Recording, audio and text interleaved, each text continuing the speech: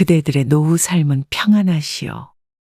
가족들과 함께 혹은 홀로 행복한 노년을 보내고 있는 이도 있고 외로이 쓸쓸한 삶을 살고 있는 이도 있을 것이오. 하지만 그런 이들도 누구나 자신이 어떤 삶을 살아갈지 선택할 수 있는 기회는 있지 않소? 자유를 박탈당한 삶만큼 불행한 것은 없을 것이라오. 하지만 요양원에 있다고 꼭 불행하다고 할 수는 없어. 보호사의 손길이 필요한 노인들이 있고 부모를 요양원에 보냈어도 알뜰살뜰 챙기는 자식도 있을 것이요. 그러나 자식에게 잊혀진 부모라면 어떻소? 누구도 찾아오지 않는 곳에서 죽을 날만을 기다리는 심정이라면 어떻겠소? 그대들은 훗날 어떤 삶을 살고 있을 것 같소? 어느 할머니 이야기를 들려주겠소? 이야기의 주인공 서씨는 79세가 되었소. 남편은 20년 전에 떠나보냈고 슬아엔 딸 하나, 아들 둘이 있어. 아들 둘은 결혼하여 가정을 꾸렸고 남편이 죽고 서씨는 맞벌이하는 큰아들 부부를 위해 어린 손자를 봐주며 지냈소. 그런데 손자도 어느 정도 크니 더 이상 서씨의 도움은 필요가 없어지기도 했고 며느리와의 갈등이 깊어져 따로 나와 살게 되었다오. 그러다 딸이 5년 전에 이혼을 했고 그때부터 서씨는 딸과 함께 살고 있어. 서씨는 본의 아니게 딸의 의지에 살 수밖에 없었어. 아들 집에서 나와서도 조금씩 일을 해서 먹고 살았지만 이제는 80을 바라보는 나이가 되었어. 자식들이 결혼할 때 모두 물려주어 경제 능력이 없기에 아들 둘에게는 한 달에 10만 원씩 용돈을 받고 생활비는 딸이 벌어온 돈으로 충당하였어. 그래서 서씨는 늘 딸에게 미안한 마음을 가지며 살았다오. 딸이 이혼하며 우울증을 앓았는데 늙은 부모까지 부양해야 하니 그 속이 말이 아닐 듯했어. 그런 딸을 보는 서씨의 마음은 더욱 문드러지는 듯 했다오. 그러다 2년 전부터 서씨가 치매 증상을 보이기 시작했어. 그것은 서씨에게도 딸에게도 악몽과도 같았어. 어느 날부턴가 서씨는 날씨와 맞지 않는 엉뚱한 차림새로 나가기도 했고 집도 치우질 않아 늘 주변이 지저분해졌어. 간호사인 딸이 교대 근무를 마치고 새벽에 들어왔을 때 난장판이 된 집안을 보며 울었어. 내 인연이 나를 굶겨 죽이려고 작정을 했구나. 어느 날은 서씨가 딸의 머리채를 잡았어. 엄마, 왜 이래? 오늘 하루 종일 밥도 안 차리고 날 굶겼잖냐? 무슨 소리 하는 거야? 방금 전에 먹었잖아. 우는 딸을 향해 서씨는 손가락질을 하며 나쁜 년 천벌받을 년 하며 욕을 하기도 했어. 자주 있는 일은 아니었고 제정신일 때가 훨씬 많았지만 얌전했던 평소 성격과는 다르게 기분이 들쑥날쑥했고 어머니 서씨는 서서히 기억을 지워갔어. 밤낮 없이 일하는 딸에게 그것은 지옥이었어. 일이 끝나도 엄마가 있는 집으로 돌아오기가 싫었고 자신의 삶을 더욱 비관하게 되었다오. 그렇게 지낸 것이 벌써 2년이었어. 어느 날 서씨가 멀쩡한 날이었어. 엄마, 내가 좀 알아봤는데 집이랑 가까운 곳에 시설 좋은 요양원이 있더라고. 거기 한번 가보는 게 어떨까? 서씨는 벼락 맞은 기분이 들었어. 살면서 요양원이란 곳이 본인과 관련이 있을 거란 생각은 한 번도 해본 적이 없었기 때문이요. 머뭇거리는 서씨에게 딸이 말했어. 나는 일하느라 바쁘니까 엄마 밥도 제대로 못 챙겨주고 거기는 전문가들이 있잖아. 서씨는 두려운 마음이 앞섰어. 거기는 죽으러 가는 곳 아니냐? 서씨의 말에 딸이 잠시간 말을 잃었어. 노인들이 거기 들어가면 죽어야만 나올 수 있다던데. 딸은 펄쩍 뛰었어. 그게 무슨 말이야. 요양원은 그런데 아니야. 뉴스에 나오는 몇몇 요양원이 이상한 거지. 딸은 이런저런 설명을 하며 서 씨를 설득하려 했지만 서 씨의 귀에는 아무 소리도 안 들리게 된 지 오래였어. 자신이 요즘 상태가 좋지 않다는 것도 알고 있었고 딸이 그 때문에 고생하는 것도 알고 있었지만 마음의 준비가 안 되었어. 너 힘들지 않게 할게. 그건 천천히 생각해 봤으면 한다. 결국 딸은 한숨을 쉬며 뒤돌아섰어. 서 씨는 노력한다고는 했지만 그동안엔 노력을 안 해서 치매에 걸린 것은 아니지 않소. 날이 갈수록 증상은 더욱 심해졌어. 간호사인 딸은 교대 근무를 하며 바쁘게 살았어. 의사소통이 힘든 날이 많아졌고 어떤 날은 자신의 나이, 생일도 잊었어. 혼자서는 일상생활이 힘들어졌기 때문에 그만큼 딸이 어머니에게 시간을 쏟아야 했고 서 씨가 사고를 칠 때마다 딸은 괴로워했어. 그리고 나중엔 점점 서 씨에게 싸늘해졌어. 그리고 딸의 심경이 변화하는 것은 서 씨도 느끼고 있었어. 그러다 초저녁에 잠들었던 서 씨는 방문 너머로 들려오는 말소리에 설핏 잠에서 깼어. 방문을 살짝 열어보자 딸의 격앙된 목소리가 들려왔어. 그럼 나보고 어떡하라는 거야? 큰오빠는 새언니가 싫어한다고 안 된다고 하는데. 둘째 아들과 통화를 하고 있는 듯 했어. 재산 물려준다니까 좋다고 엄마 모시겠다고 그러더니 갑자기 내쫓은 거잖아. 근데 오빠도 할 말 없어. 그래도 큰오빠는 잠깐이라도 엄마랑 같이 살았지. 오빠는 엄마 모신 적도 없잖아. 엄마 나이 이제 80이야. 언제 돌아가실지 모르는데 몇 년 모시는 게 그렇게 힘들어? 자신의 죽음을 들먹이는 소리에 서 씨의 심장이 덜컥했어. 애 대학 보내느라 돈이 없다고? 오빠도 결혼할 때 엄마한테 돈 받았잖아. 그러면 갚아야 될 거 아냐? 뭐? 그래. 나도 받은 게 있으니까 지금까지 엄마 모셨어. 둘째 아들이 뭐라고 하고 있는진 들리지 않았지만 어쨌거나 좋은 소리를 하고 있지는 않는 것이 분명했어. 그럼 나는 도대체 언제까지 이렇게 살아야 하는데? 나도 일하느라 바쁘고 힘들어. 엄마 이제 화장실도 제대로 못 가? 나만 자식이야? 너네는 왜 자식돌이를 안 하는데? 엄마 젊었을 때 실컷 이용해 먹더니 왜 나이 드니까 나한테 떠넘기고 나 몰라라 해? 서 씨는 조용히 방문을 닫았어. 하지만 흥분한 말소리는 방문을 넘어 서 씨의 귓가를 천둥처럼 때렸어. 다시 이부자리로 들어가 이불을 뒤집어 쓰고 귀를 막았다오.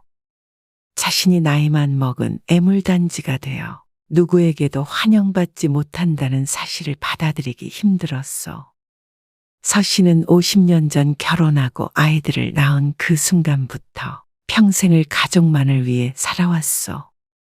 그 삶 속에서 서 씨는 인간 서정순이 아닌 누군가의 아내, 누군가의 어머니로만 존재했다오. 그런데 그런 서 씨에게 남은 것은 차가운 외면이었어. 서 씨는 새벽 내 잠 못 이루었고 다음 날도 충격에서 헤어나오질 못해 종일 생각에 잠겨 앉아 있었어. 그런 그녀를 보며 딸은 혀를 찼어. 어떤 날은 화를 내고 어떤 날은 울고 어떤 날은 이렇게 멍하니 앉아 있는 것이 서 씨가 늘 보이던 행동이었기에 오늘도 여느 때처럼 멀쩡한 정신이 아니라고 생각했다오. 그러나 서 씨의 정신은 그 어느 때보다도 선명했어. 출근 준비를 마친 딸이 밥을 차리고 서 씨에게 말했어. 엄마 밥 먹어요. 서 씨는 말이 없이 앉아 있었어. 밥 좀 드시라고요. 엄마. 아무런 반응이 없자 딸은 답답함에 가슴을 쳤어. 그래놓고 밥 안 준다고 욕할 거잖아. 지금 얼른 먹으라고. 나 이제 출근해야 돼. 이렇게 실랑이 할 시간 없어. 소리치는 딸을 바라보지 않고 서 씨는 눈물을 떨구었어.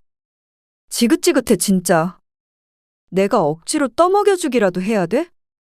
왜 이렇게 날 힘들게 하는 거야?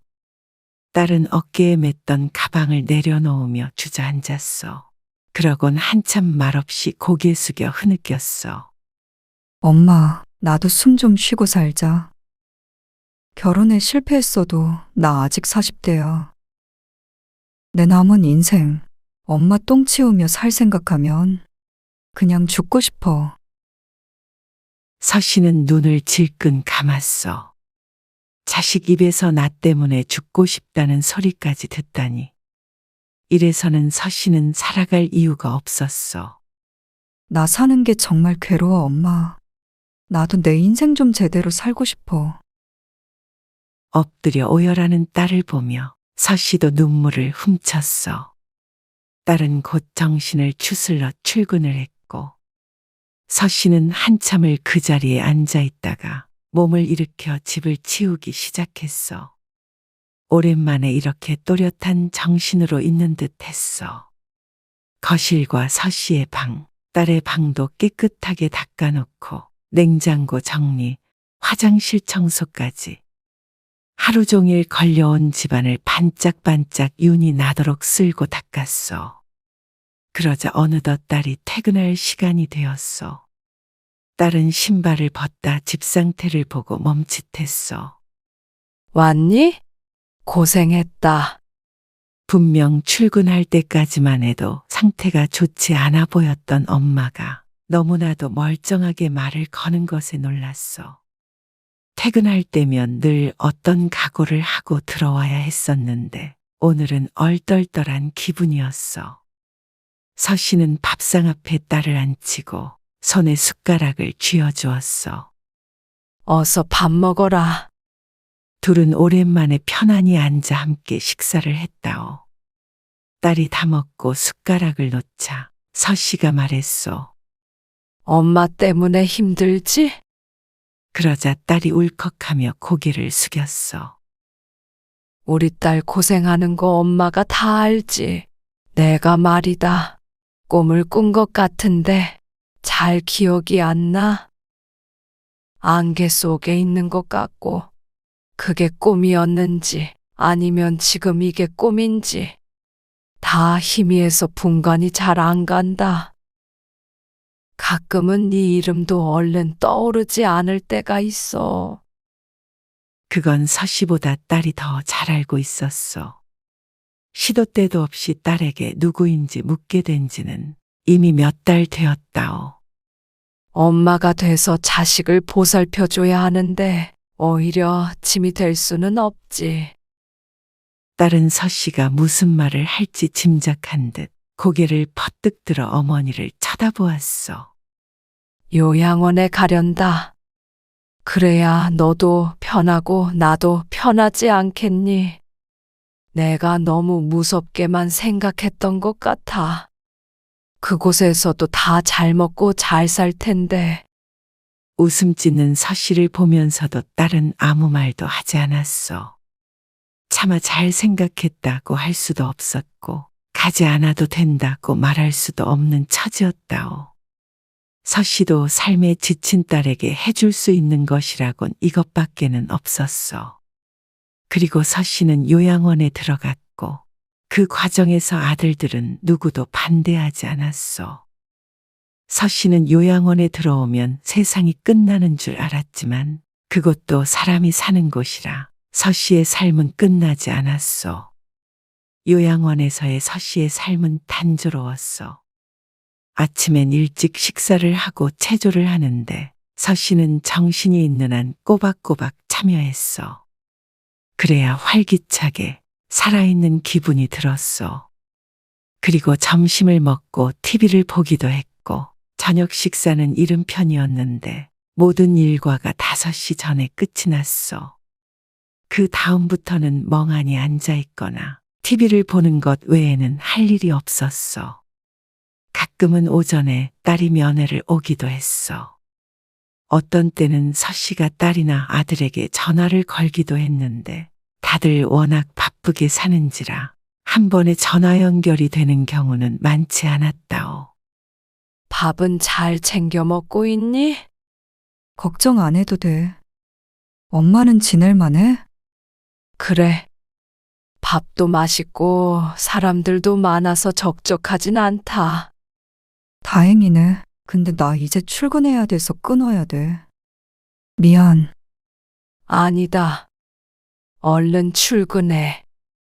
몸 축나지 않게 건강 관리 잘하고. 알았어. 엄마도 잘 지내고 있어요. 시간 날 때 갈게. 그래. 알겠다. 한 번 이렇게 통화를 하게 되면 그리움이 밀려왔어. 치매가 아니라 차라리 다른 큰 병에 걸린 것이었다면 차라리 나았을 텐데 하는 생각도 들었어.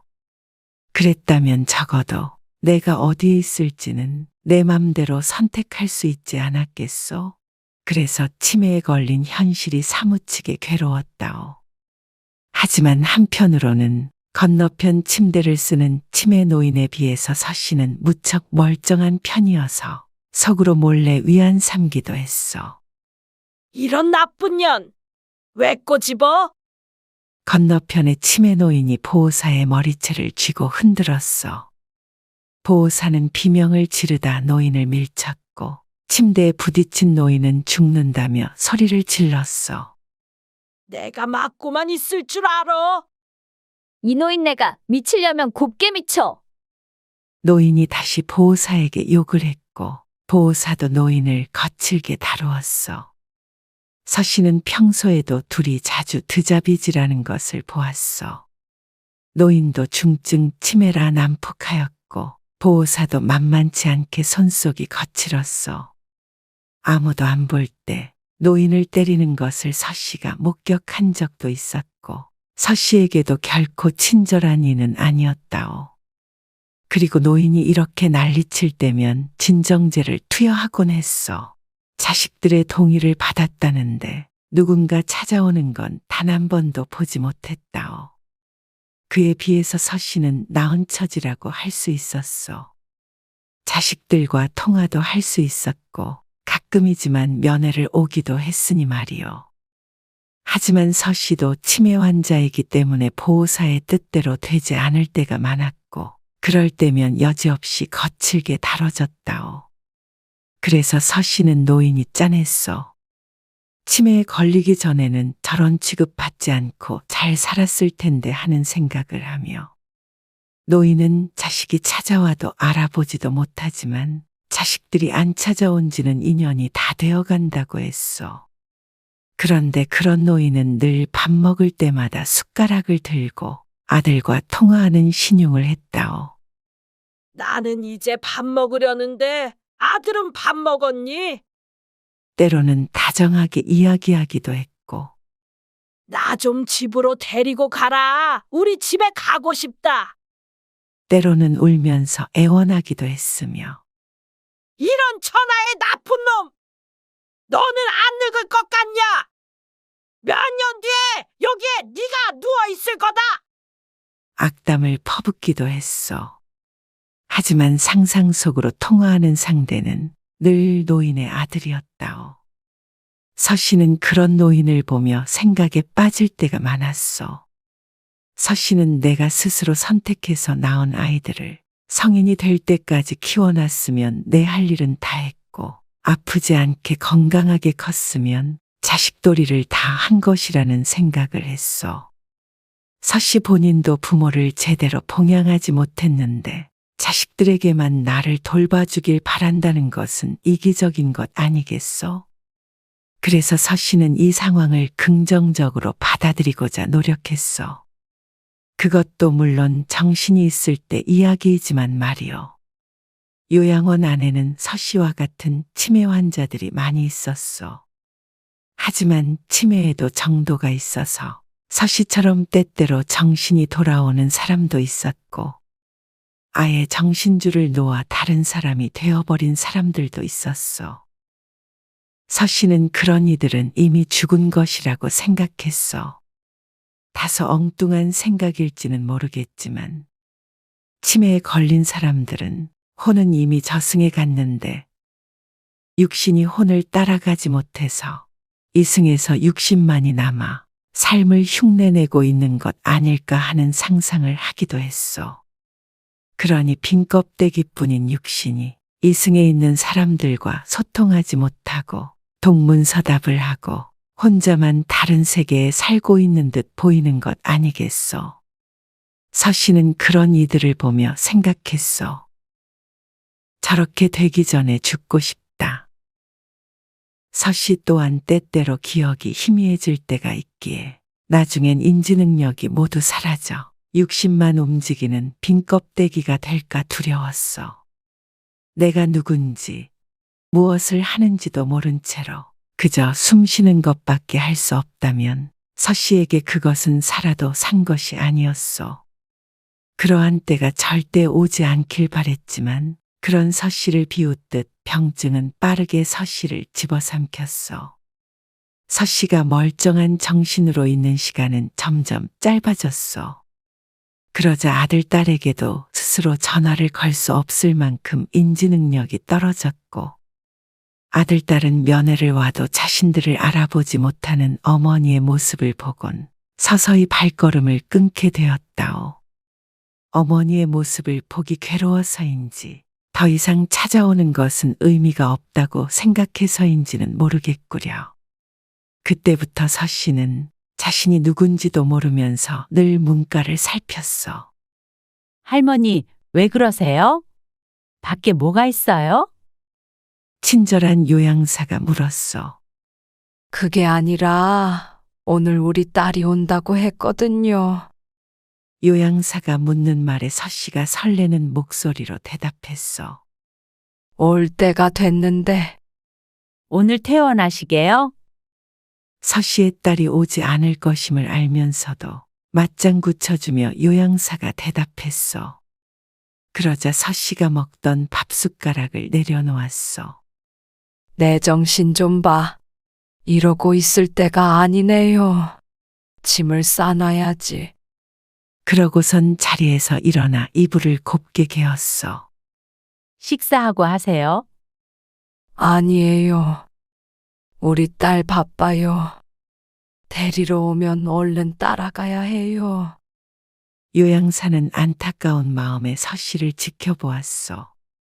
이런 모습을 보고도 놀라지 않는 것은 사실 서씨가 이러는 것이 처음이 아니기 때문이었어. 수시로 그녀는 짐을 쌌다 풀었다 했어. 그리고는 늘 문가를 서성거리거나 기웃거렸어. 그리고 서씨의 목에는 항상 아파트 카드키가 걸려 있었어. 그렇게 집에 가고 싶으세요? 가고 싶다마다요. 왜 그렇게 집에 가고 싶으세요? 여기 계시면 저희가 밥도 다 챙겨드리고 하는데. 내 입으로 넘어가는 밥이 중요한가요? 내 새끼들 저 없으면 밥도 못 챙겨 먹어요. 얼른 가서 밥 차려줘야지. 다 식사하셨을 거예요. 할머니가 드셔야죠. 우리 딸이요. 내가 해준 된장국을 잘 먹어요. 그리고 우리 큰아들은 두부조림을 좋아하고요. 둘째 아들은 내가 해준 멸치볶음이 세상에서 제일 맛있대요. 가는 길에 장 봐다가 따뜻한 밥 해 먹이고 싶어요. 오늘 따님 안 오세요? 얼른 앉아서 식사 마저 하세요. 요양사가 서씨의 팔을 이끌며 앉혔어. 아니에요. 우리 딸이 오기로 했는데 이상하다. 이제 다 나았으니까 같이 살자고 했어요. 아마 차가 막히나 봐요. 선생님, 그동안 감사했습니다. 요양사의 손을 잡으며 서씨가 인사했어. 요양사는 차마 더 이상 서씨를 말리지 못했어. 물론 잠시 뒤에 다른 요양사가 보고는 잔소리를 하며 서씨의 짐을 다시 풀었지만 말이요. 다음 날이 되자 서씨는 그 일을 까맣게 잊었어.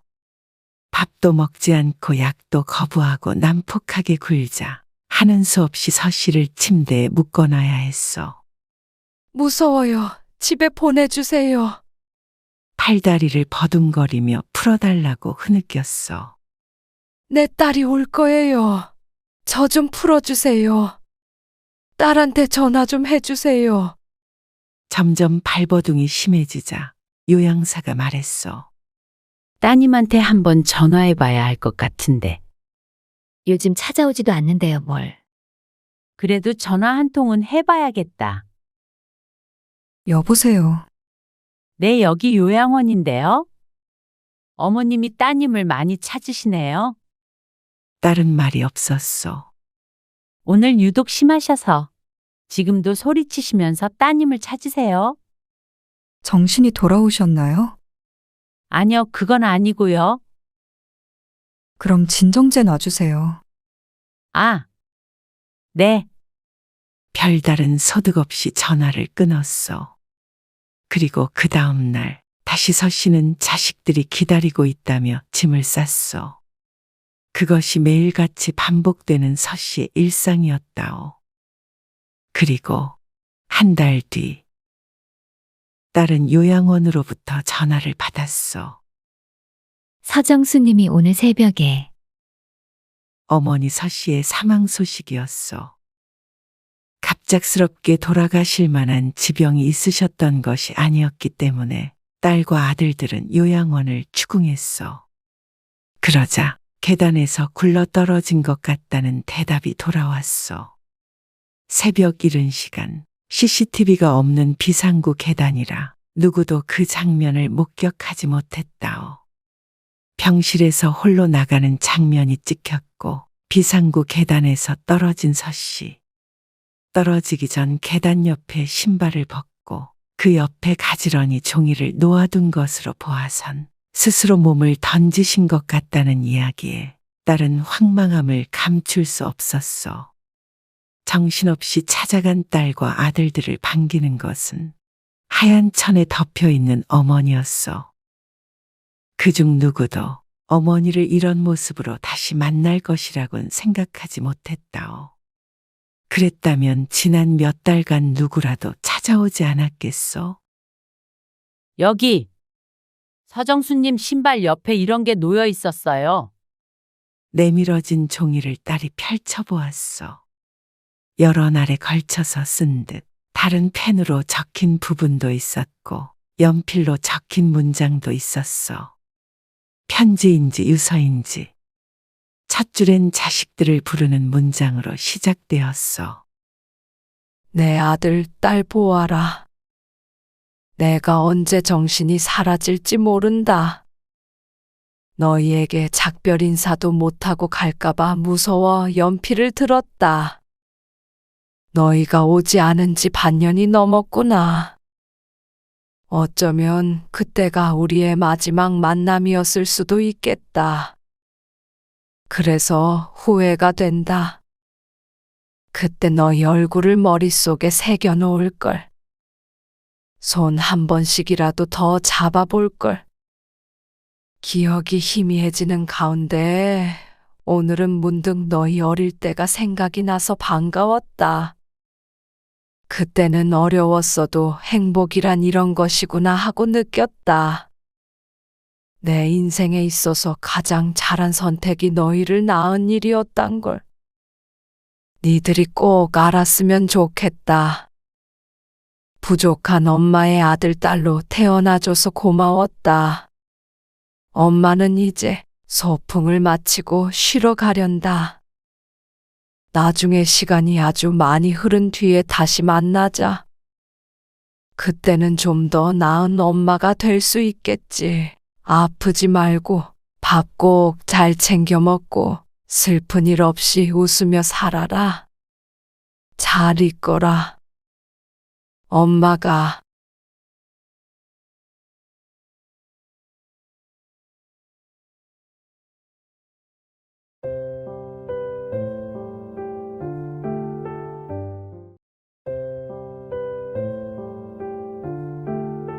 그대들은 무엇이 가장 무서우시오? 젊었을 적엔 귀신, 돈, 사람 이런 것들이 무서웠지만 나이가 든 지금 나를 가장 두렵게 하는 것은 내가 나로서 존재하지 못하는 것이요. 우리 할머니는 내가 어릴 적 치매를 앓다 돌아가셨어. 돌아가시기 전까지 함께 살았었는데 어린 나이에 그 병의 무서움을 알게 되었어. 치매에 걸린 할머니를 모시는 몇 년간 가족 전체가 힘들었어. 하지만 가장 괴로운 것은 치매에 걸린 할머니 본인이었어. 정신이 돌아오면 괴로워하던 할머니의 모습을 또렷이 기억한다오. 그런데 내가 그 나이에 가까워져 가니 죽음보다도 나를 두렵게 하는 것이 되었어. 무언가 깜빡할 때면 내가 혹시 하는 생각이 들곤 하오. 그대들은 어떠시오? 그러한 미래를 걱정해 본 적이 있어. 어떤 할머니 이야기를 들려주겠어. 할머니 손 씨는 70대 초반으로 아들네와 함께 살고 있었어. 60대에 남편이 죽은 뒤 아들네 집으로 들어와 손자를 돌봐주고 맞벌이하는 아들 부부를 위해 집안일도 도우며 살았어. 이제 손자는 중학생이 되어서 손 씨가 돌봐줘야 할 일이 없었고 며느리 눈치는 좀 보며 살긴 하지만 그건 고부 사이가 함께 살려면 어쩔 수 없는 것 아니겠소? 늙어서 자식들에게 버림받는 노인들 이야기를 들어보면 자신은 그래도 행복한 삶을 살고 있다고 생각했어. 할머니, 내 남색 바지 못 봤어? 그 네가 자주 입고 다니는 거 말이냐? 그거 어젯밤에 빨아서 널어놨는데. 아, 그걸 빨면 어떡해. 내가 빨지 말라고 했잖아. 그랬어? 할미가 못 들었네. 어떡하냐? 어제 내가 분명히 말했잖아.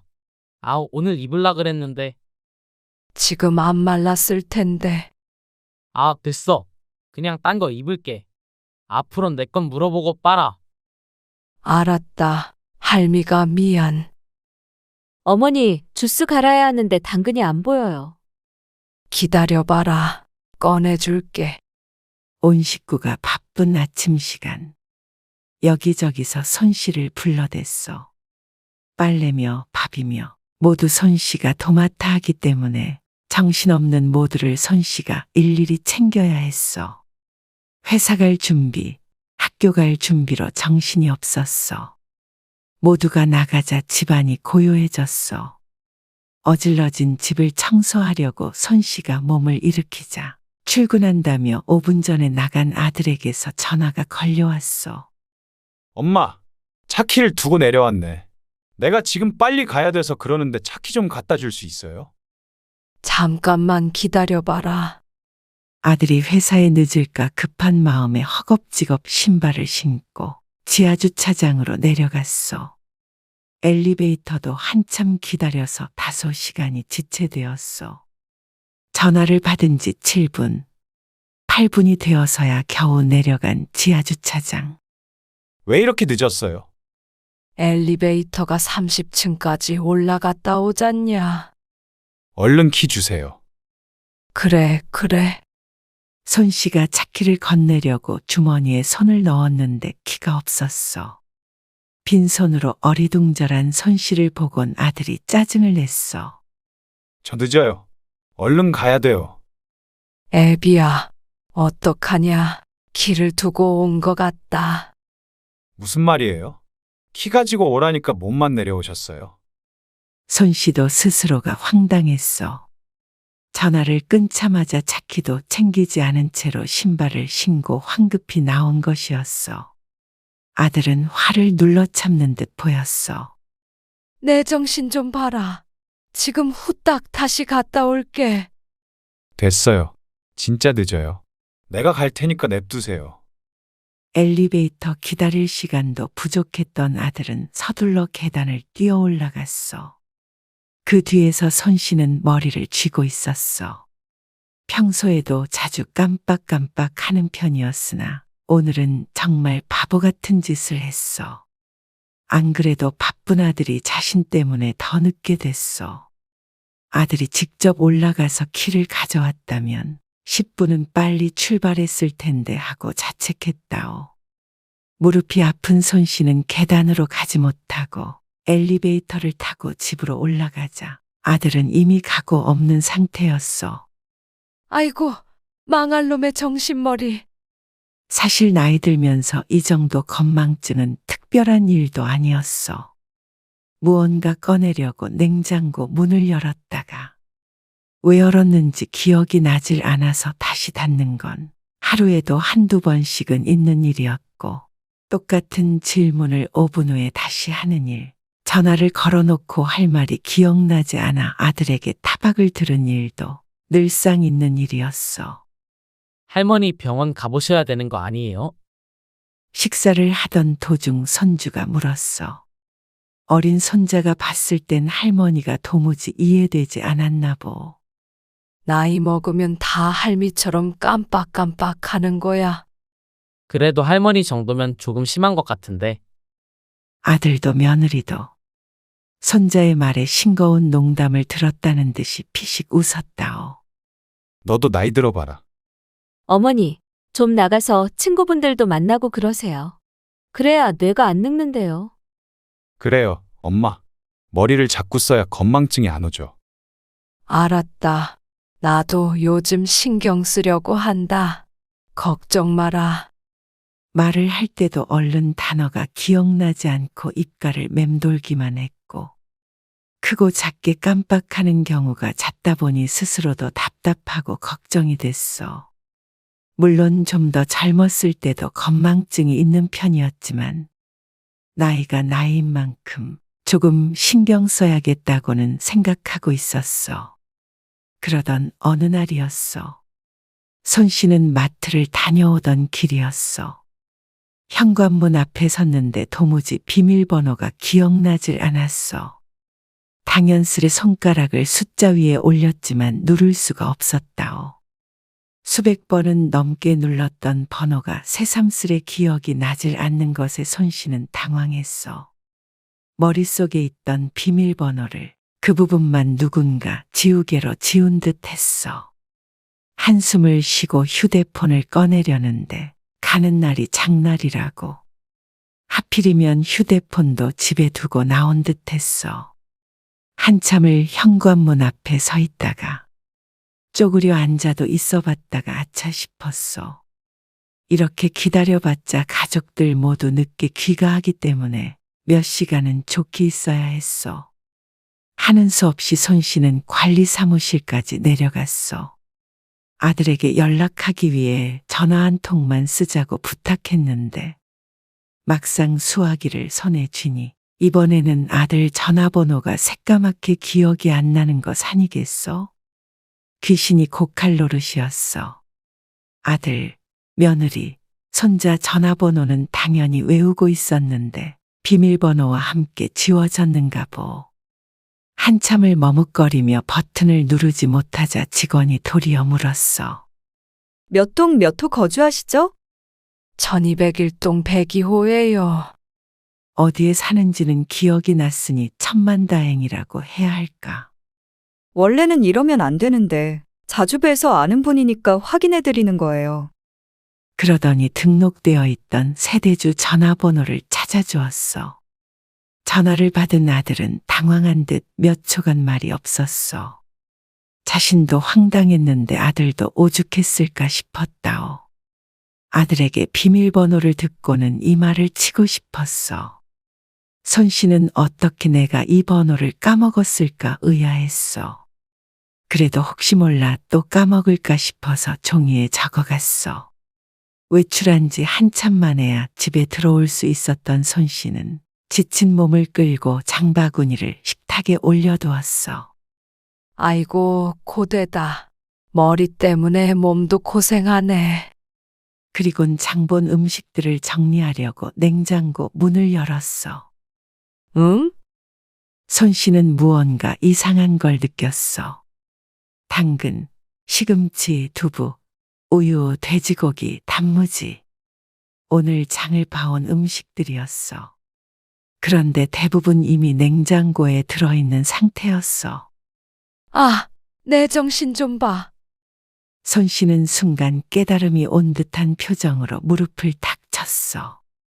지금 생각해보니 장볼 목록을 손수 적어서 바로 어제 마트에 다녀왔던 것이었어. 자꾸 깜빡깜빡한다 했더니 이렇게 요즘처럼 정신머리가 없었던 때는 처음인 듯했어.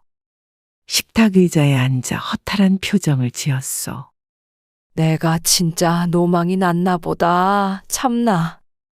손자의 말도 있었고 요즘 건망증이 심해진 것 같아서 외출도 자주 하고 친구도 만나서 내 활동인지 뭔지도 하려고 노력하고 있었다오.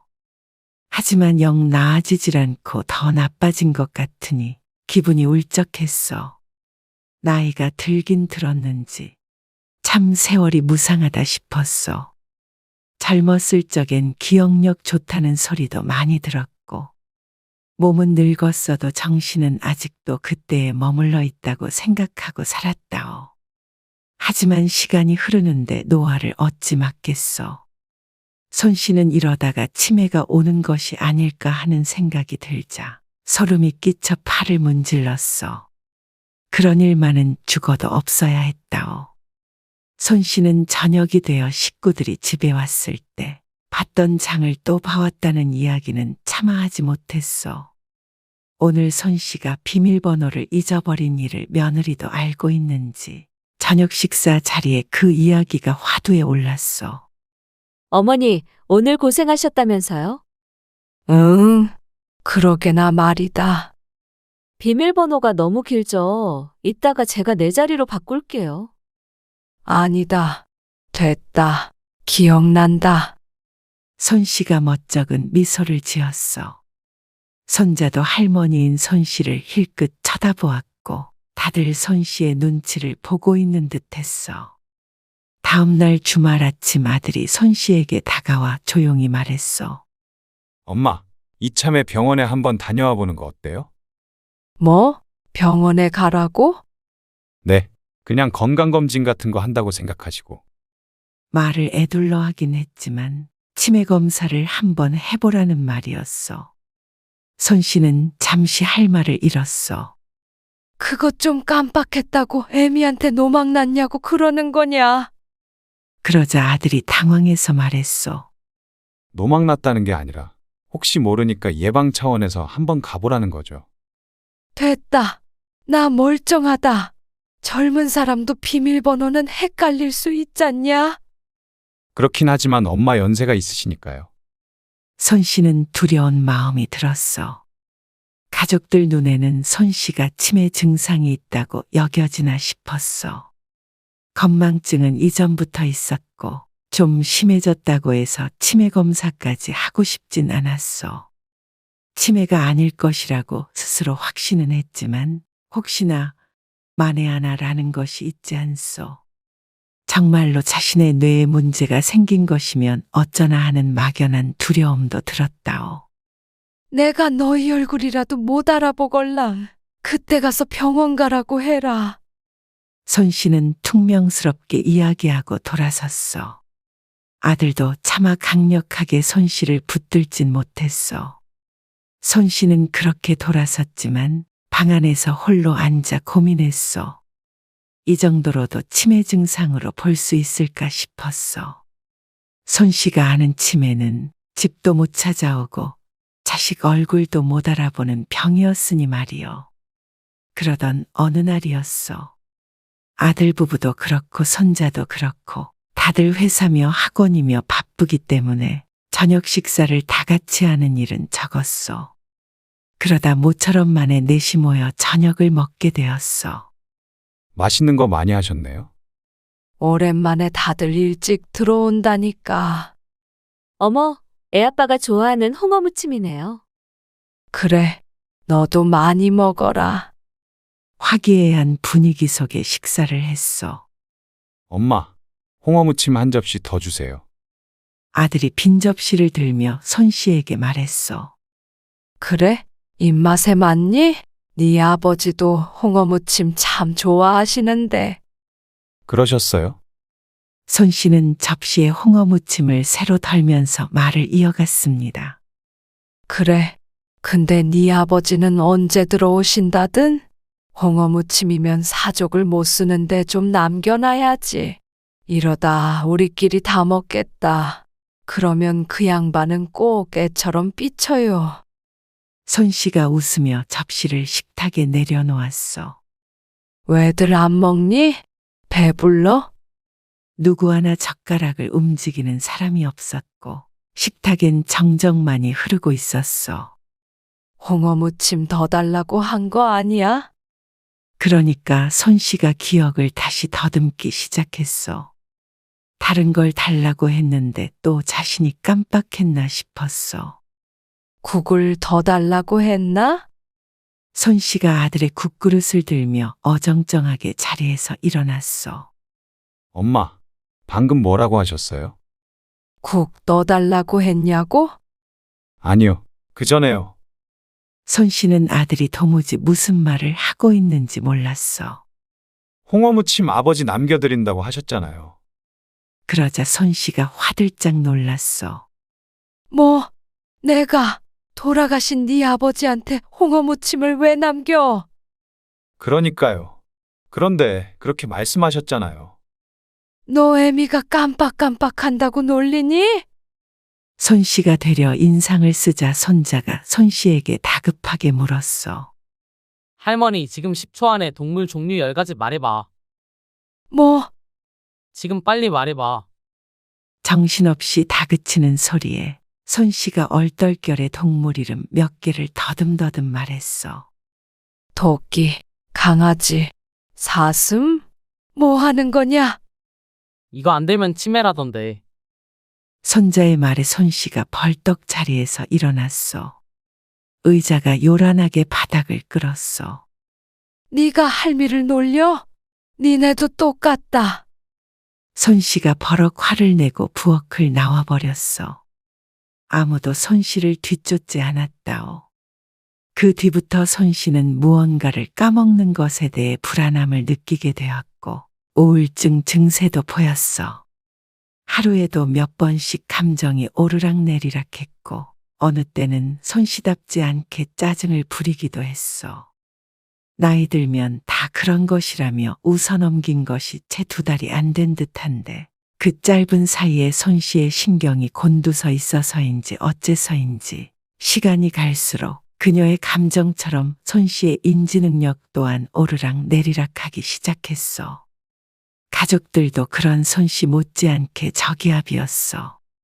그저 웃고 지나갈 수 있는 일도 혹시나 하는 생각으로 지켜보게 되었고 그것에 손씨는 또다시 스트레스를 받아 악순환이 반복되었다오.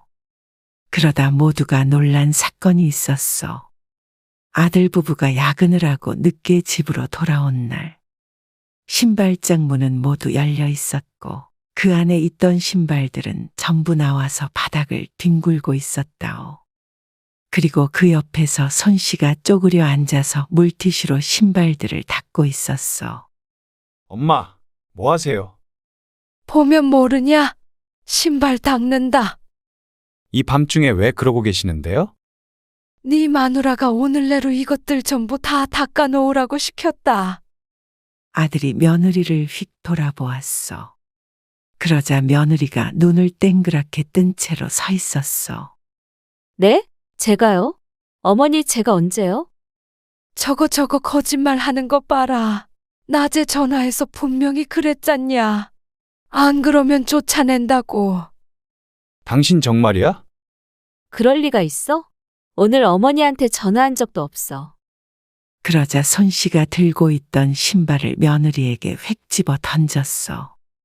나를 노망난 노인 취급하더니 아들하고 나를 이간질까지 하려 하냐. 며느리는 이제 눈물을 글썽거렸어. 엄마가 뭘 오해하셨겠죠. 애엄마가 그럴 리가 없잖아요. 손씨는 너무 답답했어.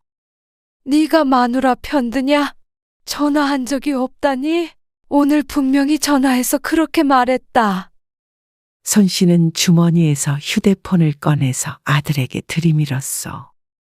이것 봐라. 이것 봐. 여기 보면. 점점 말소리가 줄었어.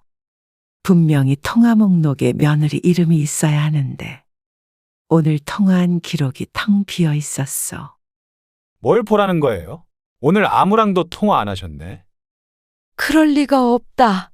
오늘 나한테 하루 종일 전화해서 찬장에 있는 그릇도 싹 닦아 놓으라고 그랬는데 손 씨는 말을 이어가면서도 스스로 혼란스러워 보였어. 네가 치운 거 아니냐? 손 씨가 며느리를 보며 말하자 며느리가 울며 대답했어. 그만하세요. 어머니. 제가 왜 그런 말을 해요? 저 아침 일찍 나가서 지금 들어왔는데 언제 그걸 치워요? 엄마, 이제 정말 병원에 가봐야 할 것 같아요. 난 진짜 아니다 분명히 들었는데. 왜 자꾸 없는 얘기를 하세요? 지난번에도 비슷한 일로 아들과 다툼이 있었던 손 씨였어. 손 씨는 손에 물티슈를 꼭 쥐고 눈을 부릅떴어. 눈이라도 깜빡했다간 눈물이 후두두 떨어질 것 같았어. 세상이 손 씨를 속이고 있는 듯했어. 아들과 며느리가 자신을 골탕 먹이고 있거나 아니면 손 씨가 스스로에게 속고 있거나. 내가 내일 병원에 가봐야겠다. 다른 때 같았으면 그럴 리가 없다. 너희 잘못이다. 화를 냈을 텐데. 손 씨는 이것이 더 이상 화내고 떼쓴다고 될 문제가 아님을 직감했어. 시간이 흐를수록 손 씨의 일상에 작은 구멍이 하나씩 뚫리고 있는 듯한 위화감이 들기 시작했다오. 아들과 며느리도 침통해하며 그러자 대답하였어. 그렇게 검사를 받은 손 씨는 치매 진단을 받았어. 손 씨에게는 그 말이 암 선고보다 무서운 것이었어. 너의 인생은 이제 끝났다라고 사형 선고를 받은 듯했어. 중증 치매는 아니기에 집에서 약 먹으며 관리하면 된다는 말도 귀에 들어오지 않았어. 진단을 받고 집으로 돌아오는 길에도 머릿속이 복잡했어. 손 씨는 그날부터 우울 증상이 더욱 심해졌고 심지어 외출도 하지 않았어. 아들과 며느리는 이렇게 있으면 좋아질 수 없다며 손 씨를 설득하려 했지만 소용없었다오.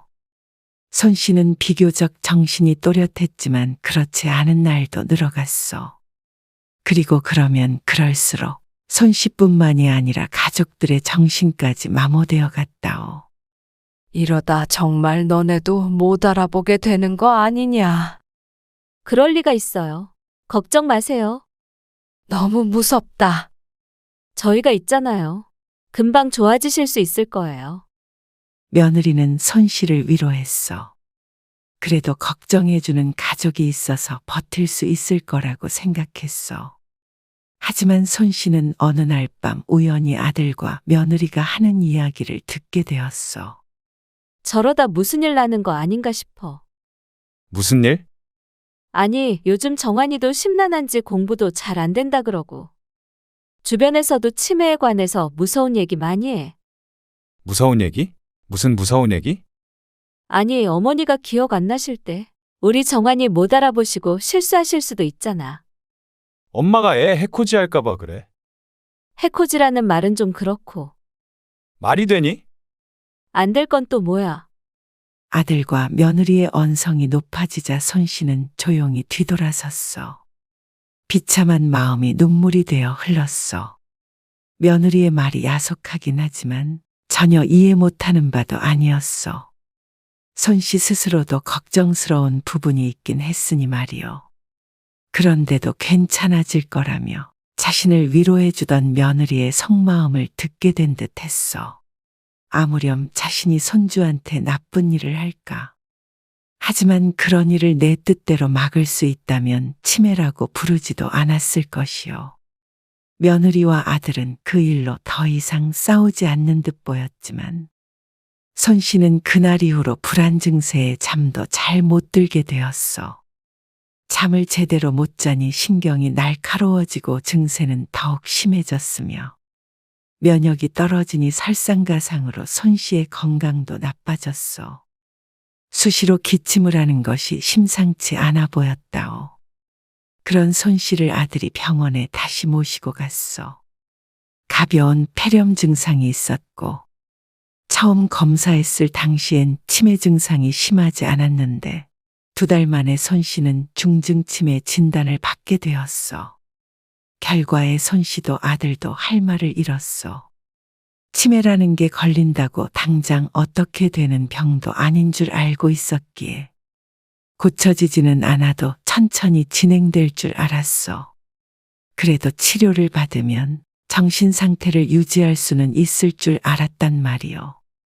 하지만 손 씨의 상태는 절벽에서 뛰어내리듯 급격하게 나빠졌어. 그때부터 손 씨는 괜찮기도 했다가 나쁘기도 했다가를 반복했어. 가끔씩 불이 깜빡이는 것처럼 정신이 온전치 못할 때가 있었는데 그럴 때면 손 씨는 무척 괴로워했다오. 기억에 공백이 생기는 것을 병적으로 두려워하게 되었어. 보통 사람들도 잊을 수 있는 일도 단 하나라도 잊기 싫었어. 그래서 매일 일기를 쓰기 시작했어. 하루에 있었던 일을 빼곡히 적었고 무엇을 먹었는지, 누구와 어떤 이야기를 나누었는지도 꽤나 상세하게 썼다오. 그러던 어느 날 잠에서 깬 손 씨는 습관처럼 일기장을 뒤적거렸어. 일기장의 마지막 장에 적혀 있는 날짜는 그저께였어. 어라, 어제는 내가 뭘 하다 잤더라. 아무것도 안 적었네. 이상했어. 어젯밤 저녁 식사를 하고 방으로 들어온 뒤에 잠이 들었는데 매일같이 쓰던 일기를 깜빡하고 잠이 든 듯했어. 그런데 거실로 나오자 아들과 며느리가 소파에 앉아 있었어. 니들은 출근 안 했니? 오늘 토요일이었나? 화요일이에요. 그런데 왜 그러고 있어? 숫자 10을 가리키고 있는 시계를 보며 놀라서 묻자 며느리가 대답했어. 어머니, 어제 일 기억 안 나세요? 안 좋은 예감이 뇌리를 스쳤어. 어젯밤에 어머니가 사라지셔서 경찰까지 출동했었어요. 심장이 쿵 떨어지는 소리가 귓가에 들리는 듯 했어. 올 것이 왔구나. 지난 늦은 밤, 모두가 잠든 시각. 손 씨는 말없이 홀로 집 밖을 나섰어. 아들 부부는 깊이 잠들어 있어 아무도 손 씨가 나가는 것을 알지 못했다오. 손 씨가 나간 지 1시간쯤 흘렀을까. 할머니 방문을 열어본 손자가 엄마 아빠를 흔들어 깨웠어. 엄마, 할머니가 안 계시는데요? 깜짝 놀란 아들 부부가 현관으로 달려가서 확인하자 손 씨의 신발이 있었어. 다행이다 싶어 온 집을 뒤졌지만 손 씨는 보이지 않았어. 그제서야 손 씨가 신발도 신지 않은 채로 집 밖으로 나간 것을 알게 되었어. 너는 얼른 들어가서 자고 있어. 엄마 아빠 할머니 찾으러 갔다 올게. 나도 같이 가. 내일 학교 가야지. 얼른 자. 아들과 며느리는 혼비백산에서 동네를 뒤지고 다녔어. 주변부터 다시 좀 찾아주세요. 저희도 대로변에 나가볼게요. 경찰에 신고해서 아파트 CCTV도 확인하고 주변에 순찰을 돌았어. 아직 쌀쌀한 날씨에 맨발로 어딜 헤매고 있는지. 손 씨가 발견된 것은 20분쯤 뒤였고 그녀는 버스정류장에 홀로 앉아 있었어. 얇은 잠옷만 걸친 채로 덜덜 떨고 있었다오. 엄마, 여기서 뭐 하는 거예요? 시간이 늦어서 네 아버지 기다리시니까 집에 가야지. 밥 차려 드려야지. 배고프다고 난리치시겠다. 손 씨의 말에 아들의 표정이 무너졌어. 가지 않겠다고 버티는 손 씨를 데리고 집으로 돌아갔어. 손 씨는 집에 오자 아무 일 없었다는 듯이 방으로 가 평온하게 잠을 청했다오. 속이 문드러지는 것은 아들과 며느리였어. 이렇게는 어머니 집에서 못 돌봐드려. 며느리가 고개를 절레절레 저었어. 아들은 깊은 고뇌에 빠졌어. 오늘은 불행 중 다행으로 손 씨의 신변에 문제가 없었지만 다음번에는 무슨 일이 일어날지는 누구도 장담하지 못했어. 정환이도 이제 고등학교 가야 하는데 어떻게 계속 이렇게 지내? 그리고 어머니를 위해서도 조치를 취해야 해. 며느리는 나쁜 사람이 아니었어. 다만 상황이 나머지 가족이 감당할 수 없도록 흘러가고 있을 뿐이었어. 어젯밤 이야기를 들은 손 씨는 넋이 나간 듯했어. 자신의 발을 물끄러미 내려다보았는데 여태 몰랐던 생채기들로 가득했어. 그제서야 발바닥에 통증이 밀려왔어. 이 발로 한참 동안 길거리를 헤매고 다녔으니 발이 성했을 리가 없었어. 약도 꼬박꼬박 먹었다. 알아요. 근데 내가 왜 이러니? 나는 기억이 안 나. 엄마, 이제는 제대로 치료를 받으셔야 할 것 같아요. 그 말을 듣는 손 씨의 표정이 무척 괴로워 보였고, 입원을 권유하는 아들의 표정 또한 그보다 못하지 않았어. 정말 그 방법밖에는 없는 것일까? 밖으로 나가지 못하게 현관문 잠금 장치를 바꾸면, 아니면 내 방문을 밖에서 잠그면, 그것도 아니면 나를 묶으면, 손 씨의 헛된 망상을 알기라도 한 듯 며느리가 말했어. 어제 정환이도 한숨도 못 자고 오늘 겨우 학교에 갔어요. 곧 중간고사도 보는데 당신은 가만히 있어. 내 말은 그게 아니라 가족들도 정상 생활은 해야 될 거 아니에요. 어머니도 입원해서 집중치료 같은 것도 받으셔야 하고. 너 지금 또 대꾸를 하려는 아들의 말을 손 씨가 잘랐어. 안다. 무슨 말 하는지. 그러자 아들과 며느리가 동시에 입을 닫았어. 내 걱정돼서 하는 소린 거 다 아니까 그만해라. 방금 전까지만 해도 다른 방법이 없을까 머리를 굴리던 손 씨가 언제 그랬냐는 듯 고개를 끄덕였어. 정환이 엄마 말이 맞다. 내가 진작에 그렇게 하자고 먼저 얘기했어야 됐는데 너희가 괜한 근심을 하도록 만들었구나. 엄마, 입원해서 치료해서 조금 나아져서 와야지. 새벽에 제가 좀 찾아봤어요.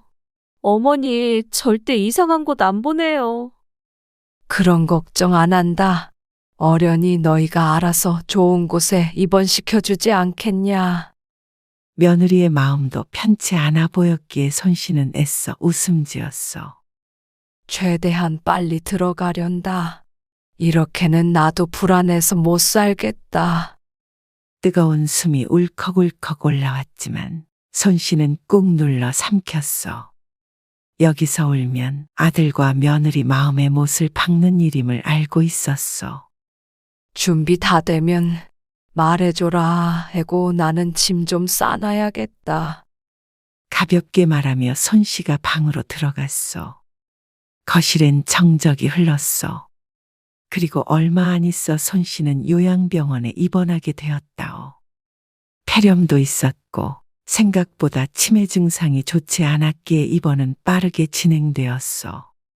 이것이 불과 몇 달이 안 된 기간 동안 일어난 일이었어.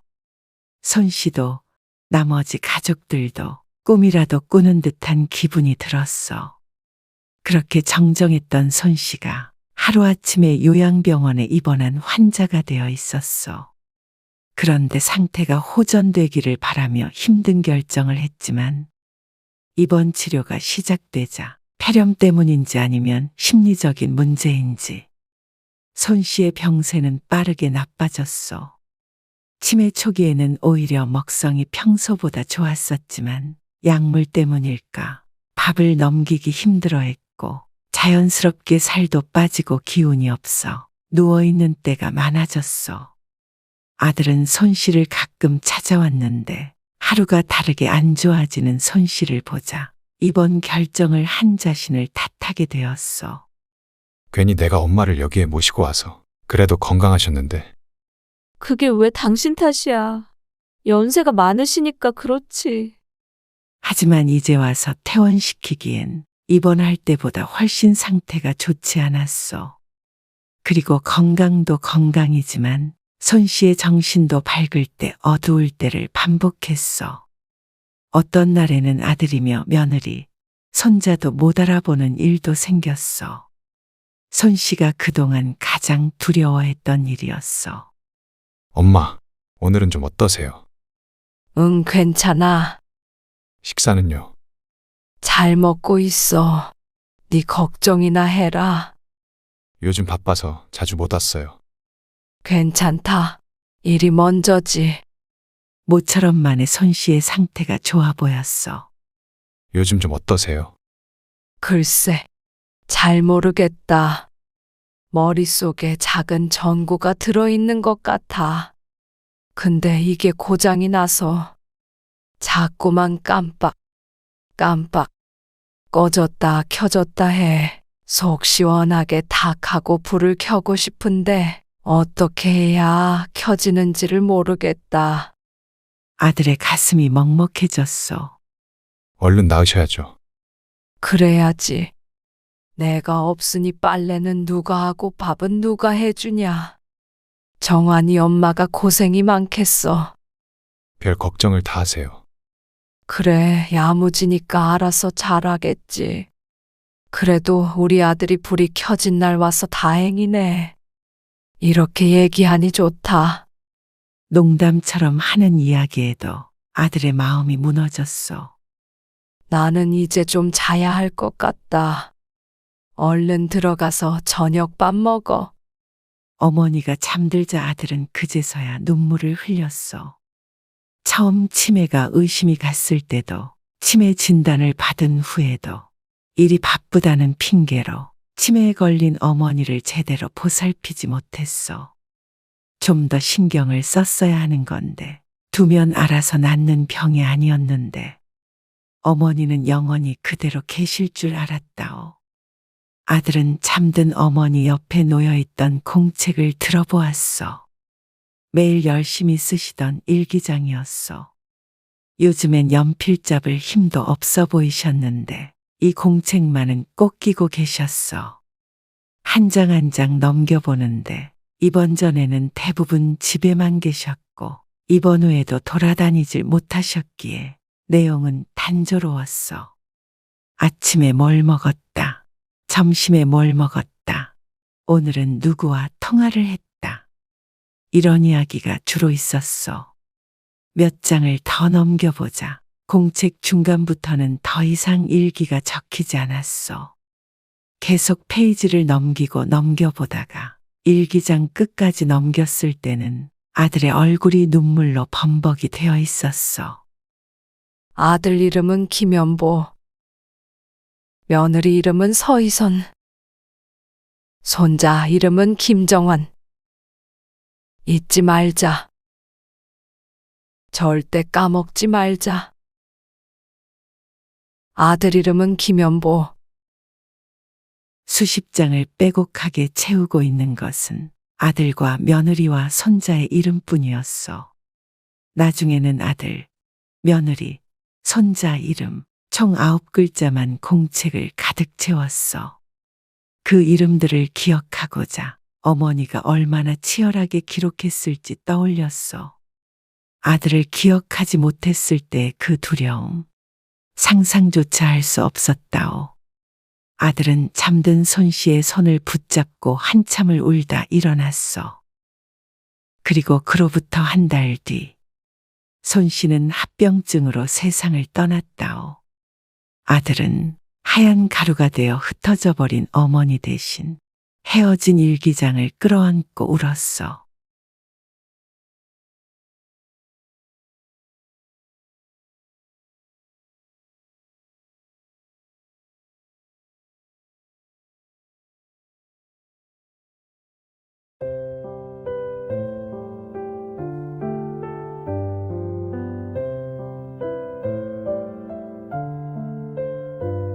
여러분들은 음주를 즐기는 편이신가요?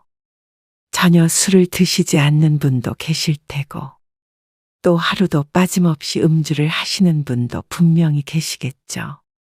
저도 주변을 보면 저녁상에 반주가 함께 하는 일이 일상적인 사람들도 있습니다. 즐기는 데서 끝나면 좋지만 이게 지나치게 되면 내가 술을 먹는지 술이 나를 먹는지 모를 지경이 되는 경우도 있습니다. 그러면 마시는 본인뿐만이 아니라 가정까지 파탄을 내기도 하죠. 암보다도 고치기 힘든 것이 알코올 중독이라고 합니다. 여러분들 가까이엔 이런 일이 없는지, 여러분들이라면 어떻게 했을지, 오늘 이야기를 들으며 생각해 보시면 좋을 것 같습니다.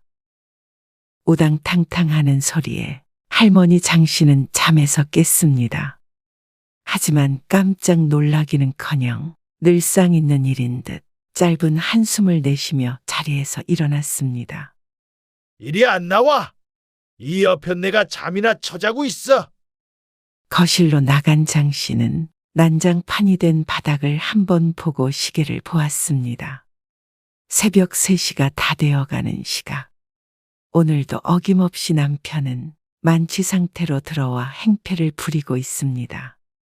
내가 거지 새끼도 아니고 안주 하나 없이 술 먹는데 마누라란 여자는 잠이 오냐?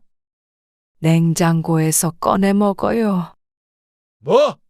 그럼 할망구는 집구석에서 하는 일이 뭐야? 또 이 새벽에 왜 소란을 피워요? 소란? 지금 내가 늙어서 돈 못 벌어온다고 무시하는 거지? 누가 무시를 했다고 그래요? 얼른 들어가서 자요. 또다시 시작되는 주사에 장 씨가 말리자 남편은 자신을 무시한다며 술상을 발로 차며 씩씩댔습니다.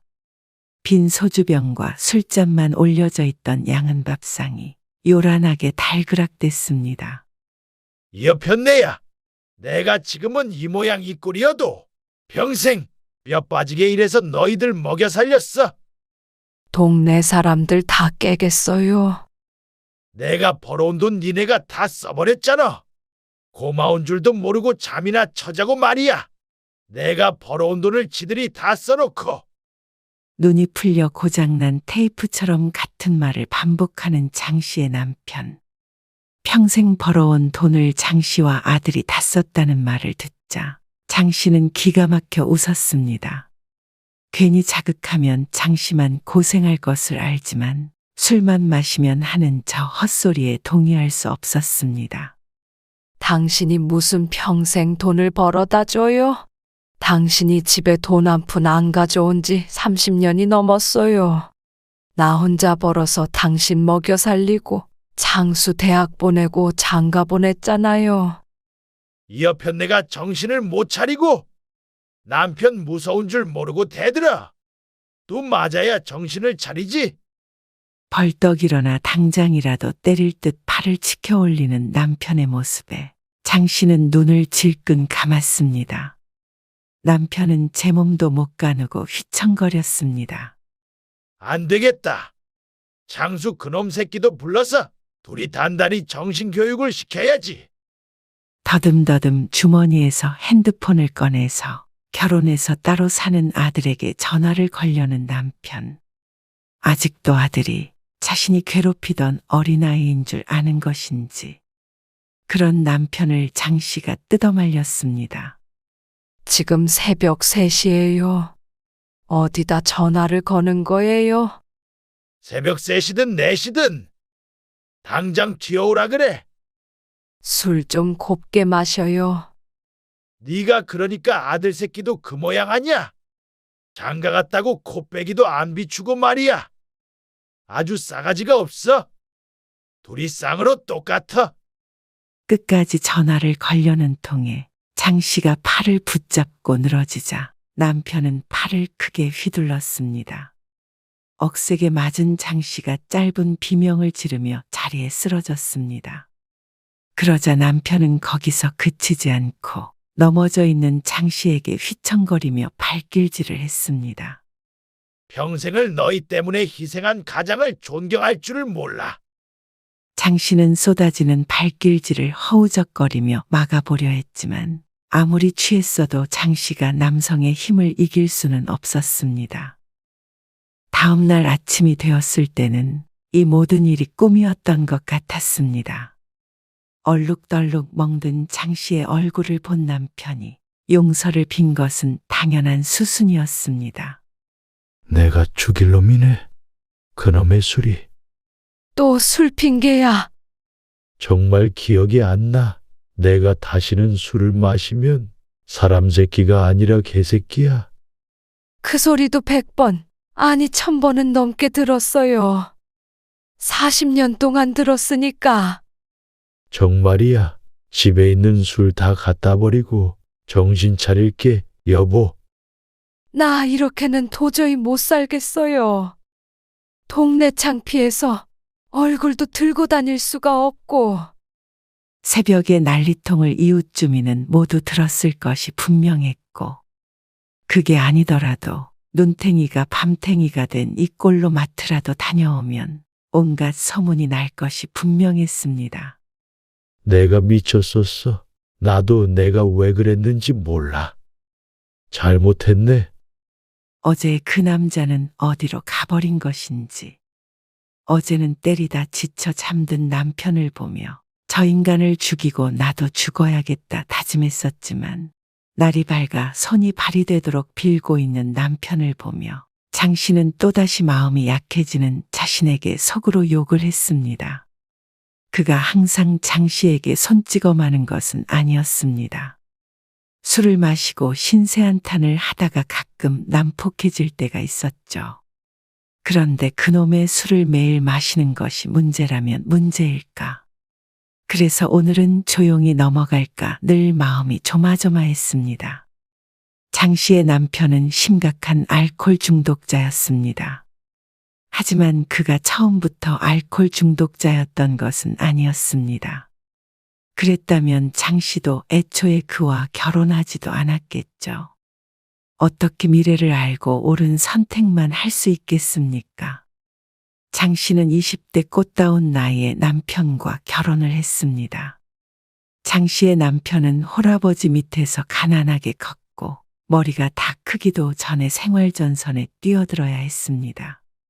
장 씨와 만났을 때의 남편은 도끼가 있었죠. 그런 그를 보며 처자식은 굶기지 않겠구나 싶었습니다.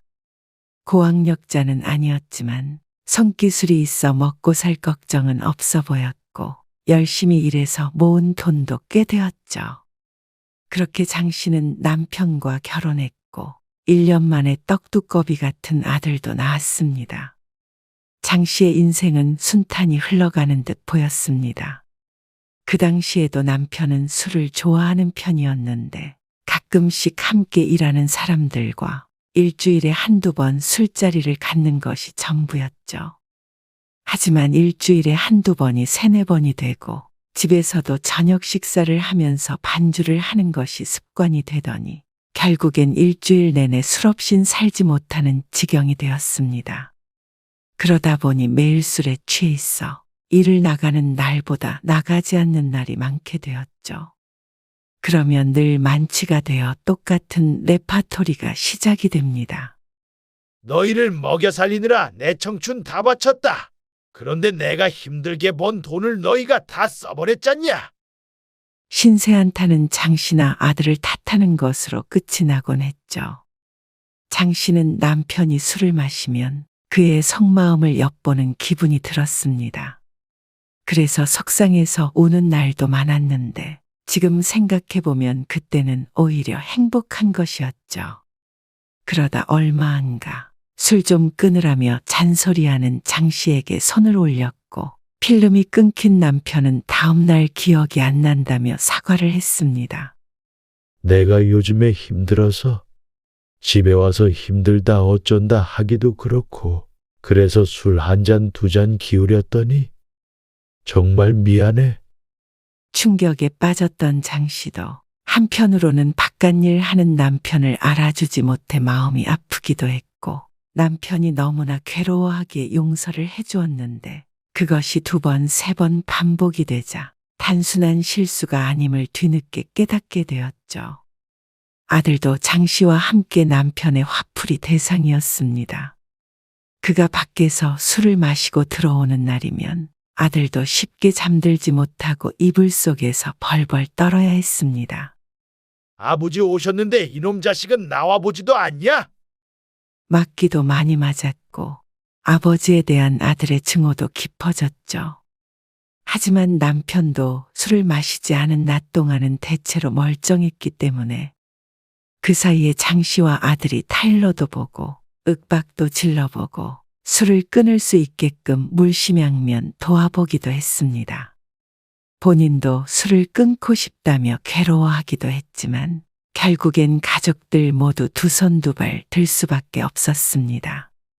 술 먹고 행패만 부리면 그나마 양반이었습니다. 한 번 마시면 어찌나 많이 마시는지 살면서 그렇게 술을 많이 자주 마시는 사람은 들어본 적도 없었죠. 죽을 고비도 몇 번 넘겼습니다. 만취해서 라면을 끓여 먹겠다고 가스불을 켜놓았는데 잠든 것도 아니고 부엌이 홀랑 타도록 모르고 앉아서 술만 마시고 있었죠. 다행히 일찍 하교한 아들이 발견해서 불을 껐기에 망정이지. 집도 잃고 사람도 잃을 뻔했습니다. 아들은 군대에 다녀온 뒤 바로 독립을 했고 세월이 흘러 가정도 꾸렸습니다. 아들은 남편에게서 벗어났지만 장 씨는 여전히 남편과 함께 살고 있었습니다. 이혼해야지, 헤어져 버려야지 생각하면서도 매번 남편의 눈물에 속아 넘어가 주었고 그런 장 씨를 아들은 무척 답답해했죠. 어느 날 장 씨는 목욕탕에 갔다가 동네 여자들끼리 수군거리는 소리를 우연히 듣게 됐습니다. 봤어? 아까 등어리에 멍자국 있던데. 등에? 못 봤는데. 또 아저씨한테 얻어맞은 것 같아? 남편이 때린데? 어머, 너 그거 몰랐구나? 유명한 얘긴데. 가끔은 눈이 이렇게 시퍼래져서 돌아다닐 때도 있어. 그 정도면 갈라서야 하는 거 아니야? 근데 그게 이유가 있다는 소문도 있어. 저 언니가 바람이 났다고 그러더라고. 이야기 속의 주인공이 방금 전까지 함께 대화를 나누다 일어난 자신이란 것을 알았습니다. 그리고 저 소문의 근원을 알고 있었죠. 바로 장 씨의 남편이었습니다. 젊었을 때는 안 그러더니 점점 의처증 증세가 생겼는데 종종 장 씨가 남편을 두고 다른 남자를 만나고 있다고 망상하곤 했습니다.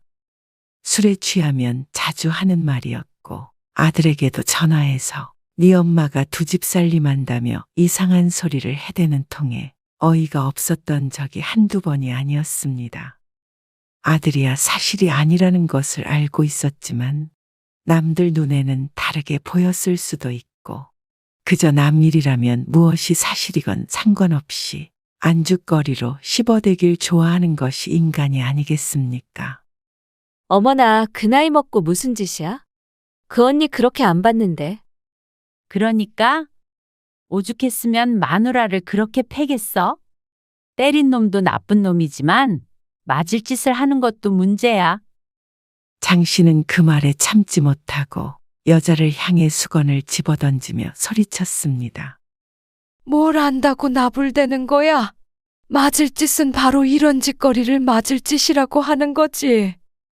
있지도 않은 일 가지고 계속 떠들고 다니면 명예훼손으로 고소해버릴 테니까 조심해. 여자들은 화들짝 놀라며 입을 다물었습니다. 장 씨는 씩씩대며 목욕탕을 나왔습니다. 동네 창피해서 도저히 살 수가 없었는데 사실 이 동네도 10년 전에 이사를 온 곳이었습니다. 남편이 술 마시고 동네 사람들과 하도 싸우고 사고를 치고 다니는 바람에 20년 넘게 살던 동네를 떠날 수밖에 없었습니다. 이제는 밖에서 큰 사고를 치진 않지만 알코올 중독 증상이 결코 나아진 것은 아니었습니다. 장 씨가 집으로 돌아가자 거실에서 또 술잔을 기울이고 있는 남편이 있었습니다. 전날 밤새 술 마시고 낮 동안 퍼질러 자더니 해가 지자 저렇게 또 술을 퍼부어대는 것이었습니다. 밥은 걸러도 술은 절대 거르지 않았죠. 왜 이렇게 쏘다니는 거야? 안주 좀 내와. 또 빈 술상에 술병과 잔만 올려져 있는 것을 본 장 씨는 한숨을 쉬었습니다. 어제도 술 안 마신다고 약속했잖아요. 이거 한 잔만 먹고 말 거야. 출출하니까 뭐라도 좀 내오란 말이야. 한 잔만 먹는다는 그의 말과는 다르게 이미 빈 술병도 2병이나 보였습니다. 장 씨는 낮에 먹다 남은 찌개를 데워 상에 올려놨습니다. 벌써 3병째 먹고 있는 것을 보니 술 먹지 말라는 소리는 씨알도 안 먹힐 것이고 더 긁었다가는 무엇이 날아올지 몰랐습니다. 근데 어딜 다녀오는 길이야? 목욕탕이요. 어느 목욕탕? 세탁소 옆에 있는 목욕탕이죠. 확실해? 또 무슨 트집을 잡으려는 것인지 어딜 다녀왔느냐고 재차 묻는 남편. 집에서 씻으면 되지. 왜 나가서 씻고 들어오는 거야? 너 또 그놈 만났지? 남편은 존재하지도 않는 그놈을 들먹거리며 시동을 걸었습니다. 내가 이 여편네 가만히 안 둔다고 했어, 안 했어? 도대체 무슨 소리를 하는 거예요? 내가 모를 줄 알아? 당신 무슨 짓 하고 돌아다니는지? 기가 막혀 대답을 하지 않자 남편이 자리에서 일어났습니다. 다리를 부러뜨려 놔야 딴짓을 못하고 다니지. 장 씨는 화들짝 놀라 안방으로 들어가 문을 닫았습니다. 술 취한 노인이 무슨 힘이 그렇게 센지 쾅쾅 발로 걷어차자 문이 당장이라도 부서질 듯 거세게 흔들렸습니다. 할망구가 어딜 도망가? 그러다 잠시간 조용하더니 찰캉찰캉 열쇠를 손잡이 구멍에 맞추는 소리가 들렸습니다. 장 씨가 문고리를 붙잡고 있었지만 문이 열리는 것은 한순간이었습니다. 그리고 나서 마구잡이로 두들겨대는 남편에게 속수무책으로 맞게 되었습니다. 장 씨는 온몸을 관통하는 고통을 느끼다 옆에 보이는 리모컨으로 남편의 발가락을 있는 힘껏 찍어버렸습니다. 죽는다고 소리치며 뒹구는 남편을 두고 장 씨는 도망을 나왔습니다. 그리고는 달리 갈 곳이 생각나지 않아 아들네 집으로 향했습니다. 아들은 험한 몰골을 하고 찾아온 어머니를 보고 깜짝 놀랐습니다. 더 놀란 것은 며느리였죠. 장 씨는 괜히 이곳으로 왔다 싶었습니다. 며느리에게 창피한 꼴을 보인 듯 했습니다. 장 씨의 이야기를 들은 아들이 분개하며 남편에게 쫓아가려 하자 장 씨와 며느리가 말렸습니다. 어쩌면 술에 취해 자고 있을지도 모른다고 조용히 넘어가자고 말이죠. 그런데 그것은 그저 바람뿐이었습니다. 서로 놀란 가슴을 진정시키고 있는데 현관문을 두드리는 소리가 났습니다. 초인종도 요란하게 울렸습니다. 이 할망구, 여기 있는 거 다 알아? 어서 안 나와? 장 씨가 두려움에 벌벌 떨었고 며느리도 토끼 눈이 돼 있었습니다. 아들이 밖으로 나가려 하자 장 씨가 막았습니다. 안 된다. 너 나갔다가는 좋은 꼴 못 봐. 그럼 계속 저러게 놔둬요? 장 씨의 남편은 손으로 두드리는 걸로도 모자라 문을 발로 차고 몸뚱이로 박고 난리도 아니었습니다. 밤늦게 동네 사람들을 다 깨울까 싶어서 장 씨와 아들은 하는 수 없이 문을 열어주었습니다. 그러자 남편이 뛰쳐들어와 장 씨를 끌고 나가려 했죠. 이 할망구 이리 안 나와? 그 모습을 본 아들이 말리자 남편은 여기저기 팔다리를 허우적거리며 아들을 마구 때려댔습니다. 참다 못한 아들이 아버지의 팔을 붙잡았습니다. 이놈 봐라. 이거 안 나? 이러다 애비 패겠다. 술만 마시면 폭력을 휘두르는 남편에게 이골이 났던 아들이지만 한 번도 이런 식으로 반항해 본 적은 없었습니다. 지금은 언뜻 보아도 남편이 아들을 힘으로 상대할 순 없어 보였습니다. 아들이 붙잡고 있던 남편의 팔을 내던져 버리자 남편이 볼썽사납게 나동그라졌습니다. 아구구, 천하에 불효자식이 다 있네. 아들놈이 하늘 같은 아버지를 팬다. 동네 사람들, 고래고래 소리지는 목소리에 굳이 부르지 않아도 동네 사람들은 이미 다 깨어있을 듯 했습니다. 그리고 밤늦게 소란을 피우니 경찰이 출동하는 것은 당연한 수순이었죠. 장 씨와 아들이 경찰에게 자초지종을 설명했습니다. 저희가 알아서 할게요. 죄송합니다. 아들이 헛고생한 경찰과 이웃 주민들에게도 고개 숙여 사과했습니다. 경찰이 돌아가자 아들은 아버지를 이끌고 장 씨의 집으로 향했습니다. 네 엄마가 바람난 건 알고 있냐? 가는 내내 헛소리를 주절거리는 남편의 진절머리가 났습니다. 괜히 내가 너희 집으로 가서는 미안하다. 엄마가 왜 미안해? 때린 사람이 잘못이지. 뭐? 내가 괜히 때려? 이런 싸가지 없는 놈을 봤나? 또다시 날뛰는 남편 때문에 아들이 길에다 차를 세웠습니다. 아무리 말려도 소용이 없었습니다. 내가 이렇게 살아서 뭐하냐? 다 같이 죽자. 곽 차에 들이받자. 장 씨와 아들을 위협하다가 차도로 뛰어드는 신용을 하다가 자빠졌다가 이대로는 안 되겠다 싶은 아들이 어딘가로 전화를 걸었습니다. 그러자 얼마 안 돼요. 구급차 한 대가 장 씨 가족 앞에 섰습니다. 이제 저도 어쩔 수 없어요. 뭐야? 이놈들 뭐야? 이거 안 놔? 구급차에서 건장한 청년들이 내리더니 아버지를 양쪽에서 붙잡아 차 뒤에 실었습니다. 장 씨도 그 모습을 보고 놀라지 않은 이유는 사실 아들과 장 씨가 오래전부터 상의해왔던 일이기 때문이었습니다. 하지만 차마 마음이 약해져 실행하지는 못했었는데 오늘 남편의 모습을 보니 장 씨나 아들을 위해서도 남편 본인을 위해서도 이것이 최선일 듯 했습니다.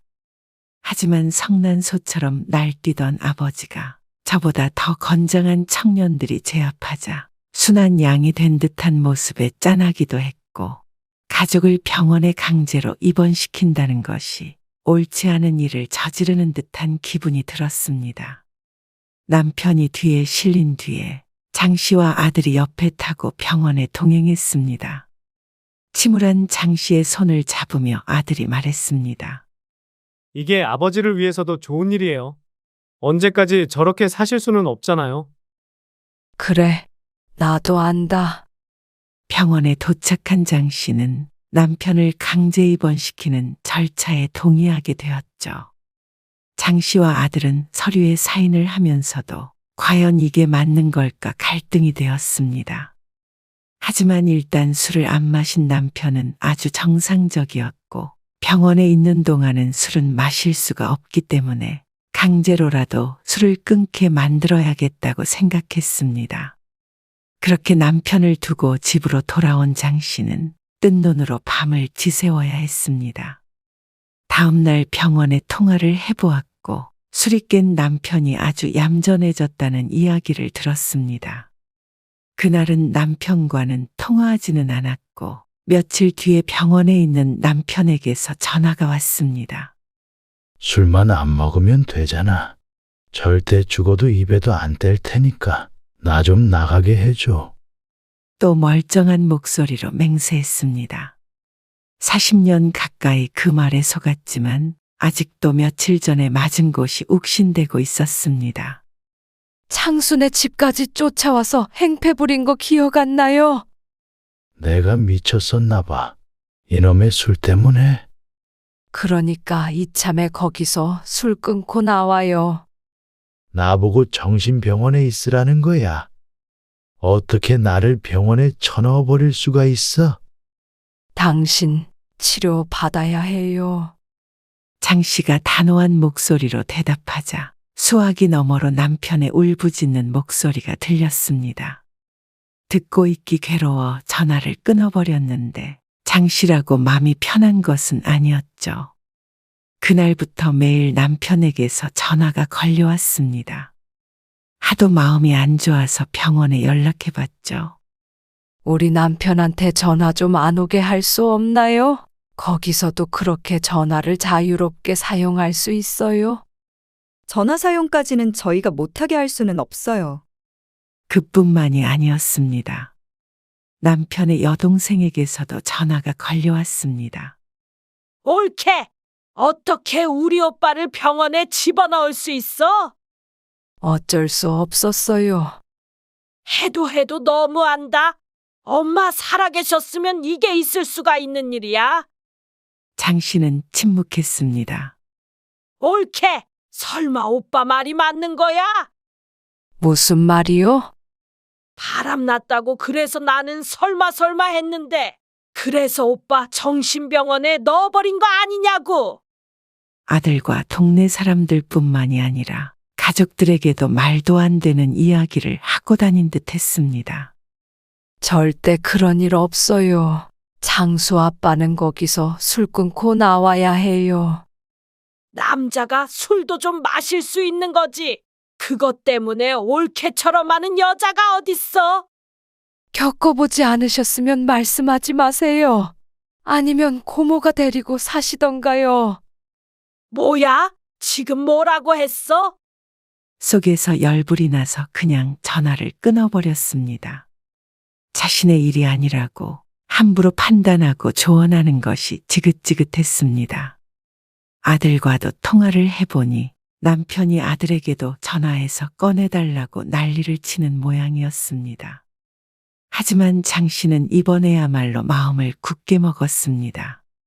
하지만 시간이 지나자 남편도 병원 생활에 적응을 했는지 전화를 거는 횟수가 줄었고 장 씨가 병원에 전화를 해보면 조용히 잘 생활하고 있다는 대답을 했습니다. 몇십 년 동안 달고 살던 술을 하루아침에 끊게 되었으니 힘들었을 텐데 생각보다 잘 지내고 있는 듯해서 마음이 놓였죠. 이대로 있으면 정말 알코올 중독이 치료될 듯해서 장 씨는 희망을 가지게 되었습니다. 그렇게 2달 정도 시간이 흘렀고 장 씨는 남편과 통화를 하고 있었습니다. 이제는 제법 일상적인 이야기도 나누고 여느 부부와 같은 대화가 가능해졌습니다. 밥은 먹었고? 점심은 먹었죠. 당신은? 여기야 시간 딱딱 맞춰서 밥 주지. 살도 좀 쪘어. 얼마 만에 이렇게 얘기해 보는지. 이제 술 안 먹고 싶어요? 이제 술이라면 떠올리기만 해도 싫어. 장 씨는 눈물이 찔끔 났습니다. 진작의 심각성을 알고 치료를 받았다면 그 긴 세월 동안 남편도 자신도 좀 더 나은 삶을 살 수 있지 않았을까 하는 후회도 되었습니다. 진작 좀 그렇게 끊어보지. 그러게나 말이야. 나도 후회돼. 처음엔 그냥 힘든 일을 마치고 한두 잔 먹는 게 좋았는데 나중에는 술을 마시면 모든 근심이 사라졌어. 어릴 때부터 힘들게 살다 보니까 그런 낙이 필요했던 것 같아. 가족들을 낙으로 삼고 살았어야 했는데 내가 뭐가 중요한지 모르고 살았어. 당신한테 너무 미안해. 그동안 힘들었지? 장 씨는 흘러나오는 눈물을 주체할 수 없었습니다. 당신한테 손찌검한 것도 내가 평생 죄값 받으면서 사죄하는 마음으로 살게. 그리고 창수 장가 갈 때도 뭐 하나 해준 것도 없이 평생 못난 꼴만 보였네. 내가 나가게 된다면 당신 고생시켰던 목까지 내가 이제 정말 정신 차리고 열심히 살려고 해. 술만 마시면 늘 입에 달고 사는 게 사과였지만 이렇게 진지하고 진심 어린 사과를 받아본 것은 처음이었습니다. 지난 날을 후회하는 남편의 모습에 자신들의 처지가 무척 괴로워졌습니다. 젊은 날 남편을 처음 만났던 때가 떠올랐습니다. 가족을 위해서라면 무엇이든지 할 수 있을 것만 같았던 그 든든함. 술만 아니었다면 남편은 병원에 있을 것이 아니라 장 씨의 옆에서 함께 늙어가는 동반자가 되고 아들의 든든한 버팀목이 될 수 있었을 텐데. 미안해, 여보. 나를 용서해줘. 장 씨와 남편은 그렇게 한참을 전화기를 붙잡고 울었습니다. 그러고 며칠 동안 장 씨는 생각에 빠졌죠. 아들과도 긴 상의를 했습니다. 2달 넘게 병원에서 금주했던 남편은 최근에 아들과의 통화에서도 미안함에 굉장히 힘들어했으며 다른 사람이 된 듯했다고 했죠. 또한 남편을 언제까지 그곳에 둘 수도 없기 때문에 장 씨와 아들은 남편을 퇴원시키기로 결심했습니다. 퇴원하고 거실에 앉아 서로 마주 앉은 장 씨와 남편과 아들. 식탁 위엔 빈 종이와 펜이 올려져 있었습니다. 내가 다시는 안 그러겠다고 각서를 써놓을란다. 무슨 각서까지 써요? 그래야 당신이랑 장수가 안심을 하지.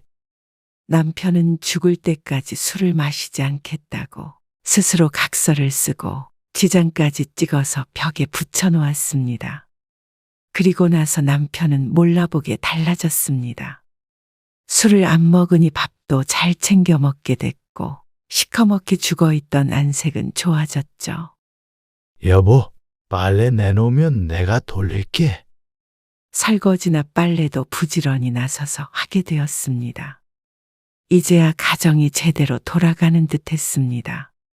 장 씨는 근 40년 만에 살맛 나는 기분을 느꼈습니다. 그리고 이전보다 아들네와 왕래도 잦아졌습니다. 아들도 처음엔 걱정을 했지만 시간이 지나자 안심이 되는 듯 했죠. 아들과 며느리가 저녁 식사를 같이 하겠다며 찾아온 날이었습니다. 화기애애한 분위기 속에서 식사를 했고 아들이 쓰레기를 버려주겠다며 다용도실에서 분리수거할 쓰레기를 챙기고 있었습니다. 이게 뭐예요?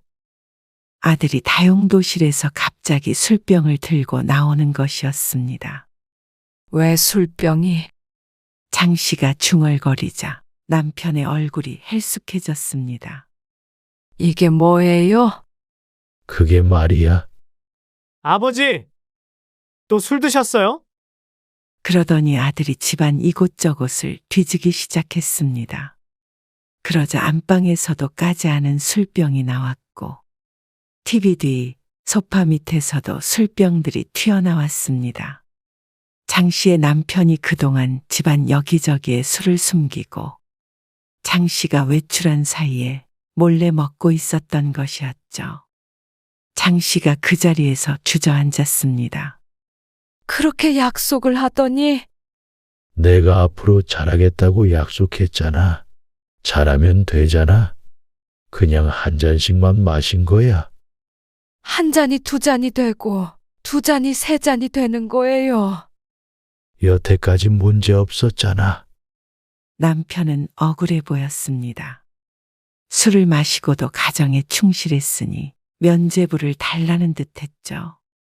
장 씨와 아들이 비난하자 남편은 도리어 화를 냈습니다.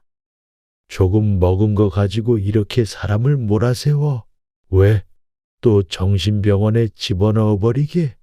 술이 문제가 아니라 그냥 날 가둬버리고 싶었던 거 아니야. 각서까지 쓴 거 잊었어요.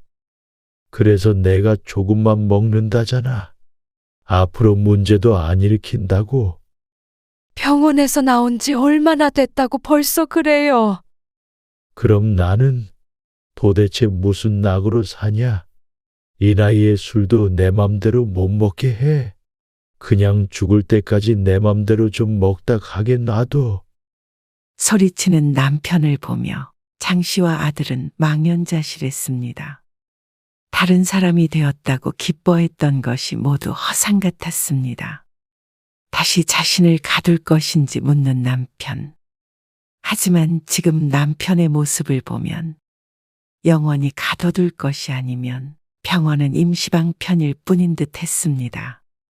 그냥 저렇게 마음껏 술 마시게 두고 장 씨가 떠나야 할지, 또다시 치료를 해보아야 할지, 장 씨도 아들도 쉽사리 입을 떼지 못했습니다.